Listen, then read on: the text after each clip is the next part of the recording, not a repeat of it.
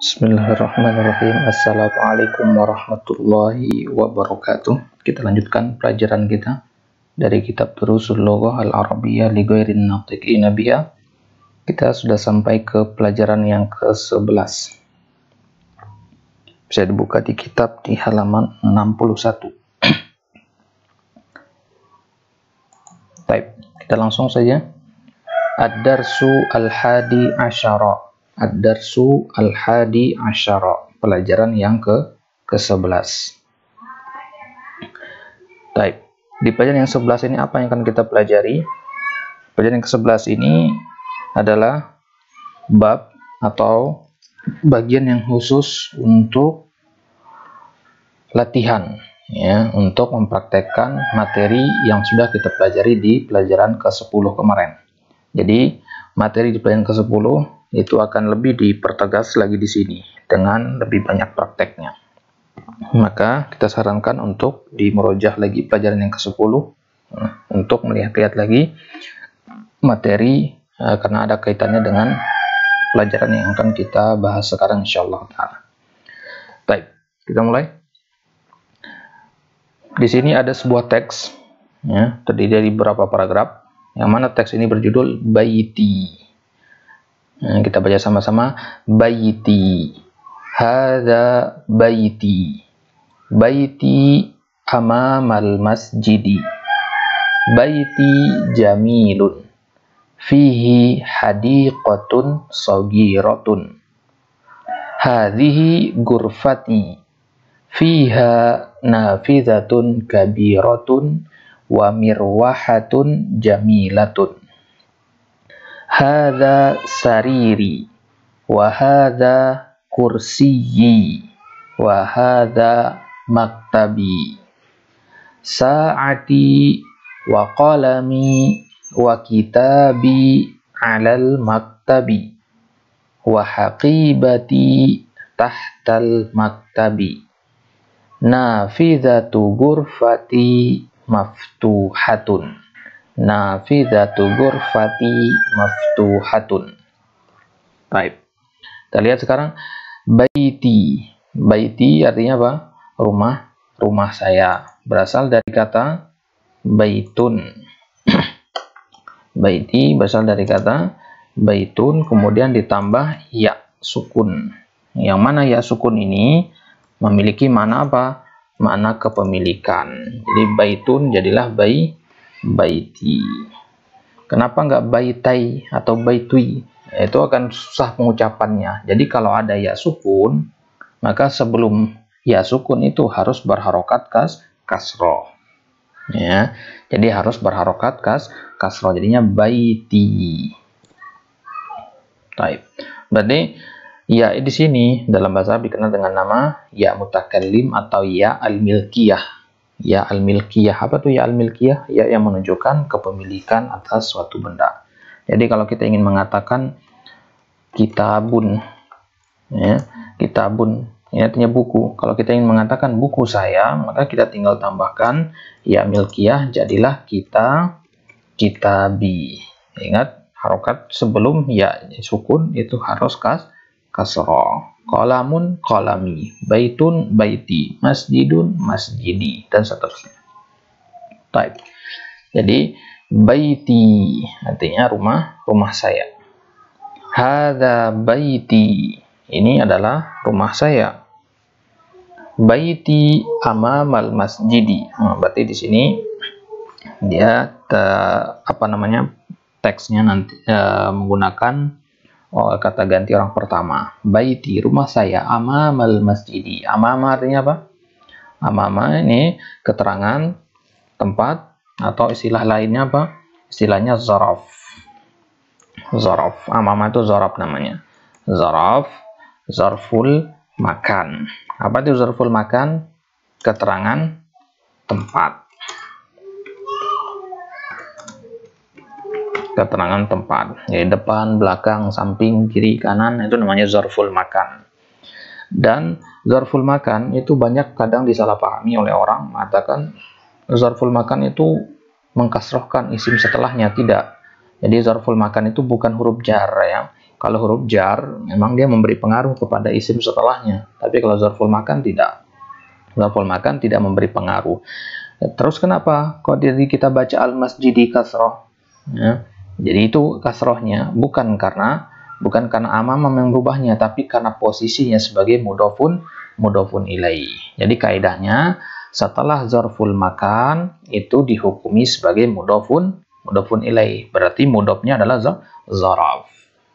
Gitu ya. Amam al-masjidi berarti amama mudhof, al-masjidi mudhofun ilaih. Dan hukum atau kaidah dalam mudhofun ilaih yang sudah kita pelajari adalah dia harus selalu berharokat kasroh. Jadi kasrohnya bukan karena ama-ama, tapi karena posisi sebagai mudhofun ilaih. Kenapa ini kita tegaskan? Nah, karena untuk membedakan dia dengan huruf jar. Dan sampai kita mengatakan ama-ama itu huruf jar, buktinya dia mengkasrohkan. Tidak, dia tidak mengkasrohkan. Yang mengkasrohkan adalah posisi sebagai mudhofun ilaih. Baik. Kemudian baiti jamilun, rumah saya jamilun. Jamil artinya cantik, arti indah. Fihi hadiqatun shagiratun. Fihi, perhatikan di sini ada domir muttasil, domir yang bersambung. Fihi, hi di sini asalnya adalah domir huwa. Ya, domir huwa kalau dia munfasil berdiri sendiri, kalau dia nyambung maka jadinya hi, fihi atau hu, ya, tergantung kepada huruf sebelumnya. Karena fi huruf jar maka dia kasroh di sini fihi. Nah, walaupun dia bukan sebagai tanda i'rabnya karena domir adalah mabni. Taif fihi ini huwa. Huwa artinya apa? Dia. Dia di sini kembalinya ke mana? Ya, kembalinya ke hi di sini, kembalinya ke baiti. Ya, kembalinya ke sini. Kembalinya ke baiti. Rumah saya. Rumah itu mudzakkar atau muannats? Mudzakkar. Kalau mudzakkar domirnya apa? Domirnya huwa. Inilah dia fihi. Kalau seandainya di sini madrasatun, maka di sini fiha. Gitu ya. Di fi artinya di. Ya, fi artinya di. Hi artinya dia, di dalamnya berarti. Di dalamnya dia, di dalam rumah itu. Ya. Fihi hadiqatun shagiratun. Di rumah saya itu ada hadiqatun. Hadiqatun artinya taman. Ada taman shagiratun yang kecil. Nah, bisa kita artikan kebun. Ya, karena ini kita ngomong rumah. Biasanya rumah kan ada tamannya. Baik. Hadhihi gurfati. Lanjut, hadhihi gurfati. Gurfati berasal dari kata gurfatun. Perhatikan asal katanya seperti ini. Gurfatun. Jadi dia berakhiran ta marbutoh. Akhirannya adalah ta marbutoh, tapi ketika bertemu dengan ya, maka ta marbutohnya harus dirubah menjadi ta maftuhah. Ini namanya ta maftuhah ya. Yang kayak orang tersenyum seperti ini ta maftuhah namanya. Maka ketika bertemu dengan ya, dia harus berubah menjadi ta maftuhah. Kenapa? Karena ta marbutoh itu harus berada di akhir, harus diletakkan di akhir. Tidak ada ceritanya ta marbutoh itu ada di tengah atau di awal. Ta marbutoh harus berada di paling akhir, di ujung kata. Taib. Hadhihi gurfati. Fiha. Nah, di sini dhamir ha. Kalau tadi fihi. Nah, fiha. Fiha, ha di sini kembalinya kemana? Kembalinya ke tentu yang muannas. Karena ha ini berasal dari domir apa? Domir hiya. Nah, kalau tadi fihi domir huwa, fiha domir hiya. Kembalinya kemana? Kembalinya ke isim sebelumnya, yaitu gurfatun. Gurfatun mudzakkar atau muannas? Muannas. Kalau muannas domirnya hiya, fiha. Baik. Berarti fiha di dalamnya, di dalam kamar saya, bukan rumah lagi di sini ya. Di dalam kamar saya ada apa? Nafidatun kabiratun. Nafidatun kabiratun. Apa arti nafidatun? Nafidatun artinya jendela. Ada jendela yang besar. Wa mirwahatun jamilatun. Mirwahatun. Jadi bacanya mir sukun wa hatun. Mirwahatun. Apa itu mirwahatun? Mirwahatun artinya kipas angin. Berasal dari kata rih ya. Mirwaha itu alatnya, kipas angin. Jamilatun yang bagus, ada kipas angin yang bagus. Baik. Hada sariri, ini adalah tempat tidurku. Wa hada kursiyi. Perhatikan di sini ada beberapa ya. Yang pertama, dia berasal dari kata kursiyun. Ya, kursiyun. Kursiyun itu kan ada tasdid di ujungnya. Berarti ada dua ya di situ. Ya, ada dua ya. Sekarang kita tambah lagi satu ya-nya. Ya sukun, ya kepemilikan ini. Nah, jadilah bacanya jadinya kursi. Ya. Jadi ya-nya ada 3 jadinya. Ya tasdidnya ini dihitung 2 ditambah 1 jadinya 3. Tapi di penulisan hanya ada 2 karena dia dikumpulkan dengan tasdid. Makanya ada tasdid di sini ya. Kursi, artinya kursi saya. Kursiyun. Ayo. Jadi kursi saya wahadza maktabi, dan ini adalah maktab saya. Maktab artinya meja. Saati wa qalami wa kitabi alal maktabi. Saati artinya jam saya. Wa qalami, saat itu artinya jam ya. Wa qalami, dan pena saya. Wa kitabi, dan buku saya alal maktabi, berada di atas meja. Kenapa maktabi kasroh? Karena ada huruf jar. Wa hakibati tahtal maktabi, dan tas saya ada di bawah meja. Nafidatu ghurfati maftuhatun. Nafidatu ghurfati, nafidah artinya tadi jendela, ghurfati artinya kamar saya. Berarti jendela kamar saya maftuhatun, terbuka. Perhatikan di sini nafidatu itu sebagai mudhaf, ghurfati sebagai mudhafun ilaih. Ya. Jadi ghurfati sebagai mudhafun ilaih. Baik, jadi nafidatu ghurfati maftuhatun, jendela kamar saya terbuka. Baik, kita lanjut. Hadhihi ghurfatu akhi wa tilka ghurfatu ukhti. Ghurfatu akhi kabiratun wa ghurfatu ukhti saghiratun. Ghurfatu akhi amama ghurfati wa ghurfatu ukhti amamal matbakhi. Li akhun wahidun ismuhu Usamatu wali ukhtun wahidatun ismuha Su'adu. Abi wa ummi fi tilkal ghurfatil kabirati. Ana uhibbu abi wa ummi wa uhibbu akhi wa ukhti. Baik, kita lihat hadhihi ghurfatu akhi. Nah, hadhihi untuk yang kata isim isyarah, untuk benda yang muannas dan dekat. Hadhihi ghurfatu akhi. Kalau yang ini adalah kamar saudara laki-laki saya. Akhi itu berasal dari kata akhun. Ya, sering kita ucapkan akhi dalam bahasa kita. Nah, itu berasal dari kata akhun ditambah ya sukun. Jadinya akhi, saudara. Akhun artinya saudara laki-laki. Tambah ya berarti saudara laki-laki saya. Watilka ghurfatu ukhti, dan itu berarti letaknya jauh. Ghurfatu ukhti adalah kamar adik perempuan saya. Kata dia di laki-laki, ini adik perempuan karena dia berasal dari kata ukhtun. Ingat ukhtun itu pakai ta maftuhah ya. Yang sering terjadi adalah diganti dengan ta marbutoh. Banyak yang nulis begini, salah ya. Yang benar ukhtun begini. Kemudian ditambah ya. Ukhtun ditambah ya menjadi ukhti. Ukhtun artinya saudari, ya, saudari perempuan.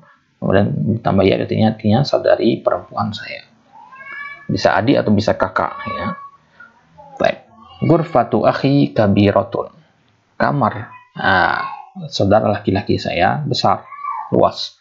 Wa ghurfatu ukhti, dan kamar saudari saya yang perempuan saghiratun kecil. Ghurfatu akhi amama ghurfati. Kamar saudara laki-laki saya di depan kamar saya. Wa ghurfatu ukhti amamal matbakhi, dan kamar adik perempuan saya atau kakak perempuan saya, itu saudari perempuan saya, amamal matbakhi, di depan matbakh. Matbakh artinya dapur. Baik. Kemudian li akhun wahidun ismuhu Usamatu. Li akhun wahidun. Li ya, itu berasal dari dua komponen. Yang pertama lam, kemudian ya sukun. Lam itu sebagaimana kita katakan, itu juga memiliki makna kepemilikan. Li. Berarti kalau untuk menunjukkan kepemilikan saya, li itu artinya milik. Jadi kalau kita ingin mengatakan milik saya atau saya memiliki, kita gunakan li. Ya. Kalau dia yang memiliki, berarti kita tinggal tambahkan lam ditambah huwa, ditambah hu menjadi lahu. Lam ditambah ya menjadi li, lam ditambah hu menjadi lahu, lam ditambah ha menjadi laha, itu seterusnya. Baik. Jadi li artinya saya memiliki. Akhun wahidun, saudara laki-laki. Berapa orang? Satu orang. Ismuhu Usamatu. Ismun artinya nama, dan dia pakai hamzah wasal. Ismuhu Usamatu, namanya adalah Usamah. Wali ukhtun wahidatun, dan saya juga punya ukhtun wahidatun, satu orang saudari perempuan. Ismuha Su'adu, namanya adalah Su'ad. Jadi wahidatun di sini kenapa wahidatun? Wahidun dan wahidatun bedanya di mana? Wahidun dan wahidatun artinya sama-sama satu, artinya satu.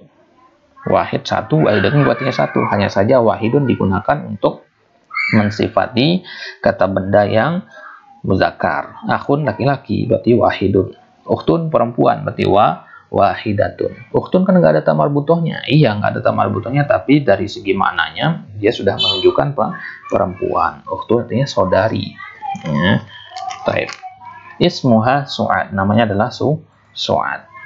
Abi wa ummi fitil kalburfatil kabiroti. Abi berasal dari kata abun ditambah ya sukun, jadinya abi. Kemudian ummi, abi artinya bapak saya ya. Jadi kalau kita mengatakan orang itu kita panggilnya abu ya. Wahai abu fulan, jangan kita katakan abi fulan ya. Kalau kita katakan abi fulan, bisa jadi itu nanti artinya adalah bapak saya. Oke. Beda kalau anak yang manggil ke bapak, tidak masalah mengatakan abi. Wa ummi. Ummi itu bukan umi ya, ummi. Jadi ada tasdid di mimnya. Nah, jadi kata ummun ditambah ya. Bapak saya dan ibu saya berada di tilkal gurfati, berada di kamar yang besar itu. Yang tanya jauh tilka. Perhatikan di sini itu di sini memberi pengaruh juga ke kata al-ghurfah. Jadi anggap saja tilkanya nggak ada, jadinya fil ghurfati, gitu ya. Karena tilka di sini isim isyarah, dia tidak berpengaruh apa-apa.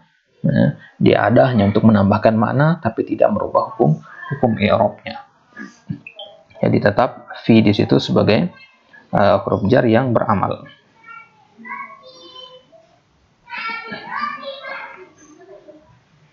Baik. Kemudian ana uhibbu abi wa ummi wa uhibbu akhi wa ukhti. Ana uhibbu artinya dari kata hubbun, dari kata mahabbah ya, artinya mencintai atau menyukai. Mencintai atau menyukai dalam konteksnya nanti.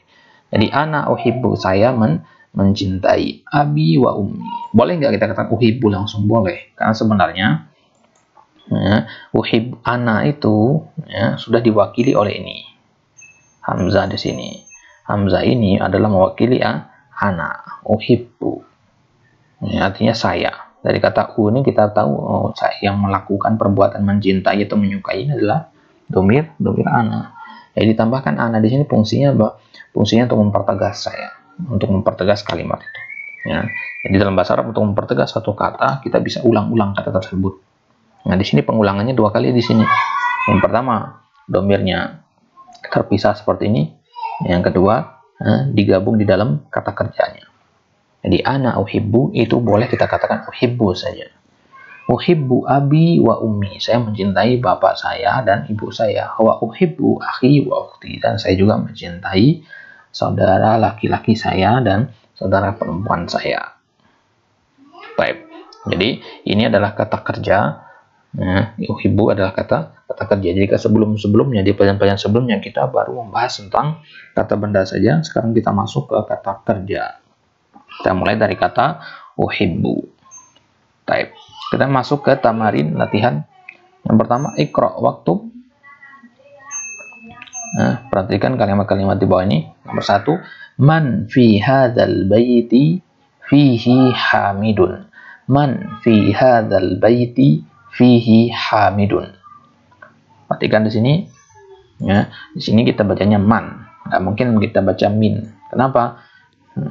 Karena min kan huruf jar, setelahnya huruf jar lagi, nggak boleh huruf jar ketemu huruf jar. Ya, huruf jar itu kan tanda isim, jadi dia setelahnya harus isim. Baik. Jadi man fi hadzal baiti. Kenapa kasar di sini? Karena dia terpengaruh oleh fi.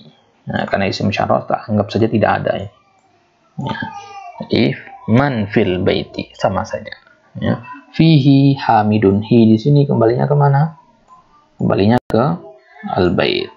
Al bait muzakkar. Jadi dia bentuknya huwa. Fi ditambah huwa menjadi fihi. Fihi hamidun. Di dalamnya. Di dalam apa? Di dalam rumah itu ada orang namanya Hamid. Ya, jadi kalau kita ingin menanyakan siapa yang sedang dalam rumah, kita katakan man fi hadzal baiti. Man fil masjidi, man fi hadzal masjidi, dan seterusnya. Jawabannya fihi hamidun, atau kita katakan fi hadzal baiti hamidun. Itu kalau mau baca panjangnya ya. Jadi kita katakan fi hadzal baiti hamidun. Tapi kalau mau lebih efektif lagi, kita katakan fihi hamidun. Dan nomor 2, madza fil hakibati. Madza fil hakibati, apa yang berada di dalam tas? Karena hakibah yang ditanyakan itu adalah muannas, maka tentu jawabannya pakai ha. Fiha. Fiha kitabi wa qalami wa daftari. Fiha kitabi. Di dalam tas itu ada kitabi, buku saya. Wa qalami, ada pulpen saya. Wa daftari, dan ada buku tulis saya. Kalau kitabun tadi buku, bisa buku pelajaran yang sudah ada tulisannya ya. Tapi kalau daftarun atau daftari itu artinya buku tulis. Sama seperti kurrasatun. Baik, kemudian nomor 3, man fis sayyarati fiha abi wa ummi wa akhi wa ukhti. Ini sama dengan yang tadi. Karena as-sayyarah yang ditanyakan, nah, sayyarah itu muannas, maka dia gunakan ha, fiha. Baik. Man fi masjidil jami'atil ana ma fihi ahadun. Man fi masjidil jami'ati.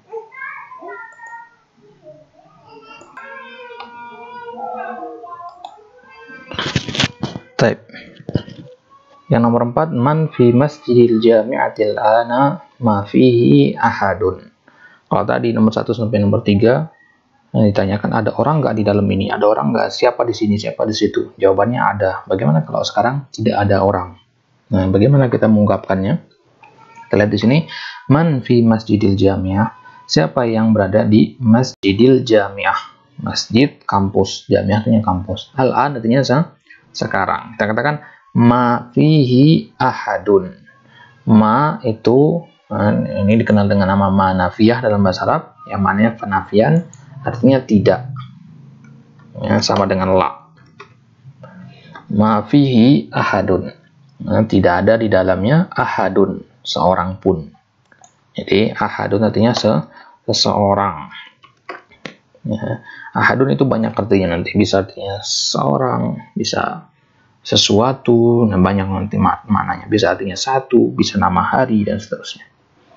Jadi ma fihi ahadun. Jadi kita sering dengar juga dalam bahasa Indonesia istilah apakah antum punya begini. Dia jawab ma fi. Ma fi. Jadi ma fi itu dari dua kata, ma artinya tidak, fi di. Tidak ada di dalamnya. Misalkan dia tanya punya uang nggak? Ma fi. Ma fi, tidak ada di saya. Ma fi gitu. Nah, ma fika, ma fihi, dan seterusnya. Jadi di sini ma fihi, hu-nya, dhamir huwa di sini kembalinya kemana? Kembalinya ke masjid. Ya. Kenapa nggak kembalinya ke jamiah? Karena yang ditanyakan adalah masjid jamiah, bukan jamiahnya. Ya, kalau seandainya kembalinya ke jamiah, tentu di sini fiha. Siapa yang berada di dalam masjid kampus, bukan siapa yang berada di kampus. Jadi jawabannya ma fihi ahadun. Nah, jadi kalau di dalam jamiah kita katakan ma fiha ahadun. Tergantung konteksnya. Kalau yang bertanya siapa yang berada dalam mobil, mobil muannas, berarti kita kan ma fiha ahadun. Tidak ada seorang pun. Baik. Jadi ma fihi ahadun tidak ada seorang pun.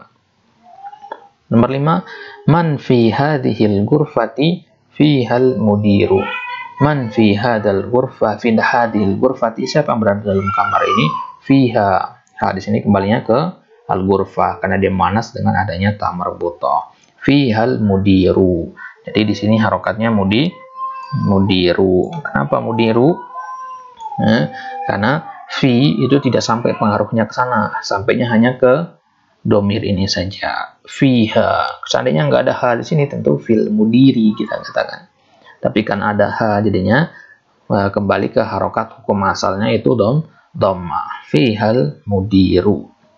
Baik. Kemudian nomor 2, latihan yang kedua. Di sini banyak penggunaan kata kerja yang tadi, uhibbu tadi. Uhibbu itu tadi kita katakan bahwasanya uhibbu itu mengandung pelaku dan pekerjaan sekaligus. Ya, berarti dia terdiri dari 2 kata seharusnya di sini. Sebenarnya ini ada 2 kata, u dan uhibbu. Uhibbu, u-nya itu adalah pelakunya. U-nya pelakunya.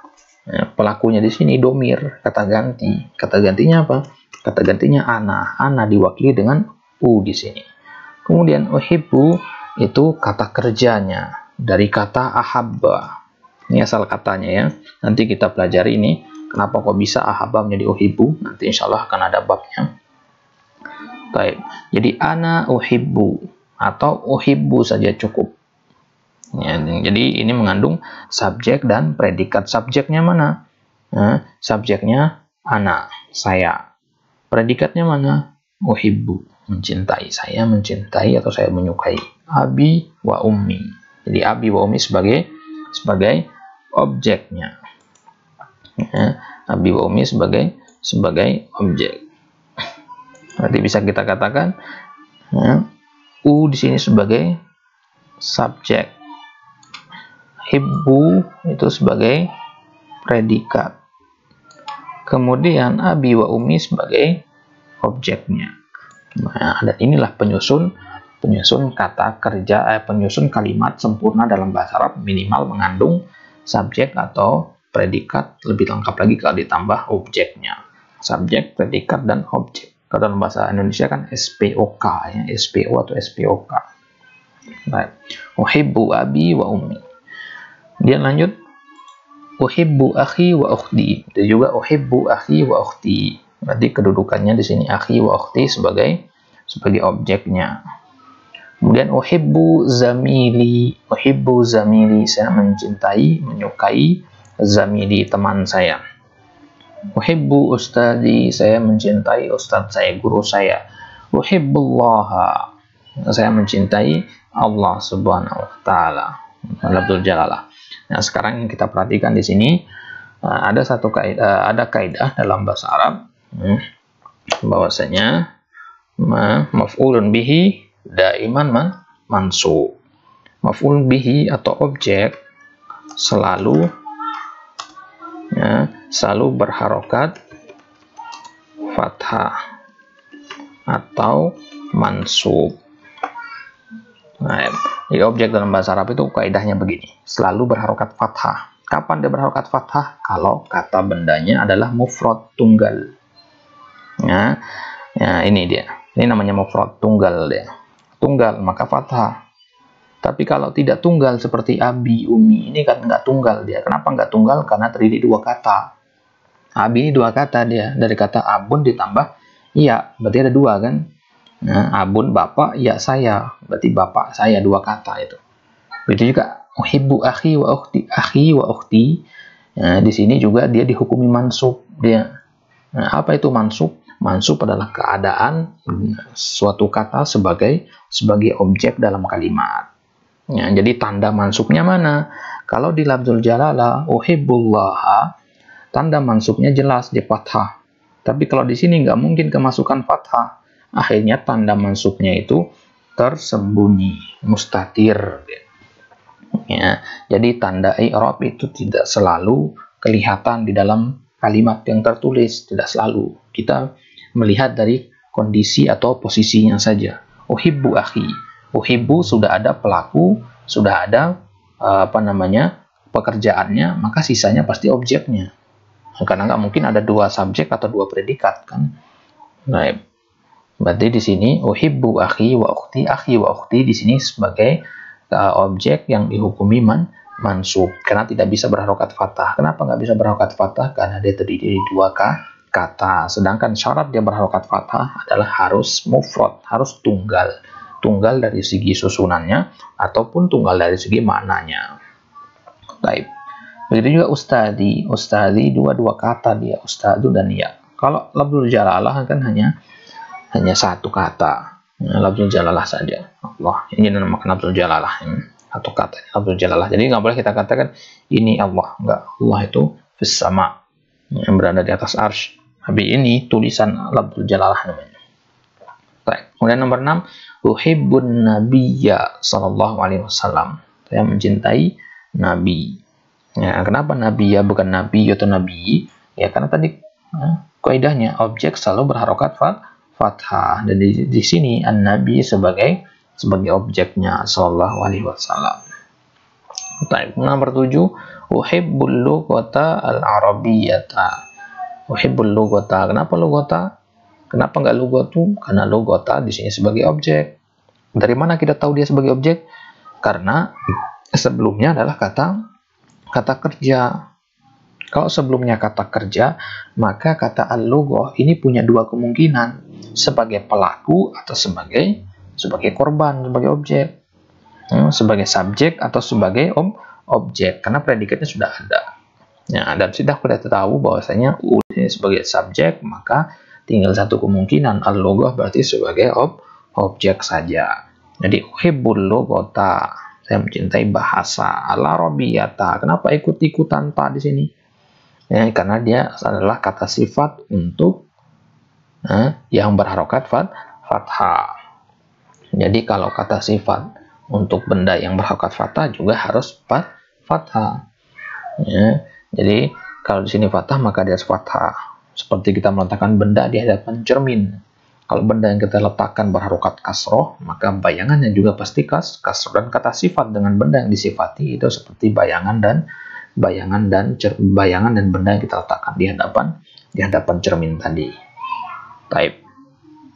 Kita cukupkan sampai sini. Wallahu taala alam. Atafi bihadzal qadar wa nahtatim bi du'ai kafatul majlis. Subhanakallahumma bihamdik asyhadu an la ilaha illa anta astaghfiruka wa atubu ilaik.